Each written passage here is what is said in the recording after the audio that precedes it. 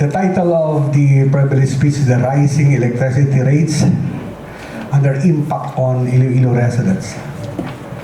Fellow members of the honorable body, ladies and gentlemen, I stand before you today to raise an urgent issue that deeply affects the people of our beloved province of Iloilo. The sudden and significant increase in electricity rates imposed by ILECO 1 as reflected in their August 2024 billing. Just recently, ILECO 1 announced an increase in the residential rate, which now stands at staggering 16.3159 per kilowatt-hour. This alarming increase has caused our residents' electric bills to almost double, adding even more pressure to their already strained household budgets. And many families are now facing the difficult choice of whether to pay their bills or prioritize their other basic needs, such as foods, medicine, and education for their children. ILECO 1 explained that they had to increase the power rates because of several reasons beyond their control. They mentioned that the prices from the wholesale electricity spot market, or the WESM, went up due to congestion in the Panay transmission line caused by an unexpected outage and maintenance of power units. This forced the use of more expensive diesel-powered plants. ILECO 1 also mentioned that a quarter of the payment to the independent electricity market operator of the Philippines was also a reason for the increase. They secured an extension for the payment, but it still led to higher charges for consumers and during that period. However, while these technical reasons provide a clearer picture of the causes, we cannot ignore the fact that it is the residents, particularly our low-income families, who bear the brunt of this price hike.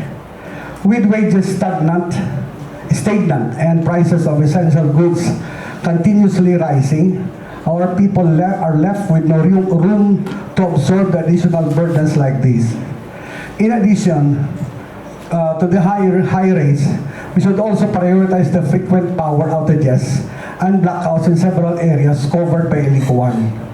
Despite the rising costs, our people are suffering from unreliable electricity services. These frequent interruptions are disruptive to daily life and further worsen the economic struggles of our communities. Businesses are losing productivity. Students are struggling with online classes, and households are inconvenienced by these recurring power interruptions. This raises a critical question. Are we getting the services we deserve for the price we are paying? The advisory from ILECO 1 encourages residents to conserve electricity. But the truth is, many of our people already practice frugality in their energy consumption. The issue here is not only about reducing usage, but also about ensuring that power remains affordable, sustainable, and accessible to everyone, particularly the most vulnerable members of our community. This is not just an economic issue, but a social justice issue also. All, as elected officials, we have a duty to protect the welfare of our constituents and cannot stand by while our people struggle to pay their bills. In light of this, I propose that we refer this matter to the proper committees to further investigate the following. 1. ILECO 1's power procurement practices.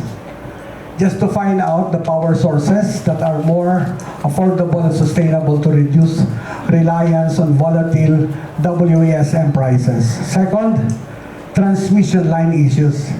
To look into how the national government, through the National Grid Corporation of the Philippines, can upgrade the transmission infrastructure to prevent future congestions, outages, and blackouts. Third, consumer relief measures. To us, the Department of Energy, the ERC, the provincial government, to explore subsidies, rebates, or assistance programs to help our residents. And 4, long-term solutions to promote a shift towards renewable energy sources that can offer more stable, and affordable electricity for the people of the province of Iloilo. We need to act fast and make firm decisions to solve this problem. Our people are depending on us for solutions. Thank you, and I hope for the support of this body addressing the plight of our constituents. Thank you and good afternoon.